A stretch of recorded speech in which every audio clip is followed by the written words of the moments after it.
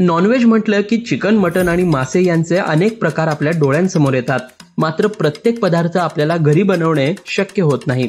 त्यामुळेच आपल्याला हॉटेलमध्ये जावे लागते. पण कोल्हापूरच्या एका शेफने केरळी स्टाईल मच्छी करी असलेल्या मीन मोईली या पदार्थाची पाककृती सांगितली आहे. त्यामुळे यंदाच्या 31 डिसेंबरला आपण घरच्या घरीच माशाची एक स्पेशल डिश बनवू शकतो.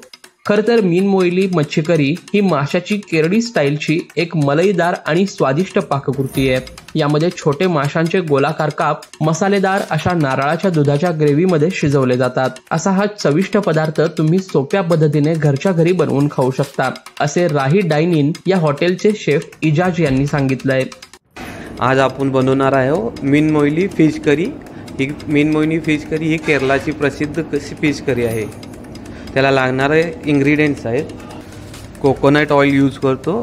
तुम्ही घरचंही तेल यूज करू शकता, पण फिशसाठी कोकोनट ऑइल हा चांगला असतो. त्यानंतर आपण कढीपत्ता, mustard seeds, turmeric powder, slice green chilli, chop onion आणि टेंडर कोकोनट ज्यूस, नारळाचा ज्यूस. आणि आपण त्यासाठी यूज करतो सुरमई फिश. आपण आलं, लसूण, हळद आणि थोडंसं मीठ ह्याला मॅरिनेशन करून अर्धा तास ठेवू शकतो. तर आपण स्टार्ट करूया. त्याच्यासाठी coconut oil, mustard seed crackle झाल्यानंतरच टाकायचं. करी लिव्स, त्यानंतर ग्रीन चिली, त्यानंतर chop onion, salt, turmeric powder. क्वांटिटीच्या हिशोबाने पाणी यूज करायचं. 15 ते 25 ते 30 ml.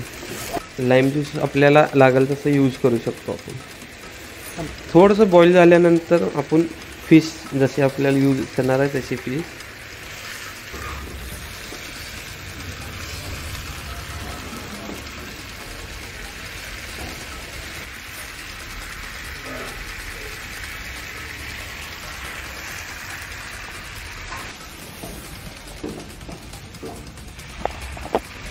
Coconut milk. फिश थोडी थिक शिजली की कोकोनट मिल्क.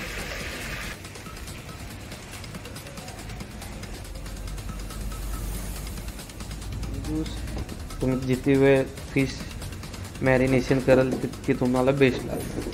तर आपली मीन मोईली फिश करी तयार झाली सगळी. आता आपण सर्व करू शकतो.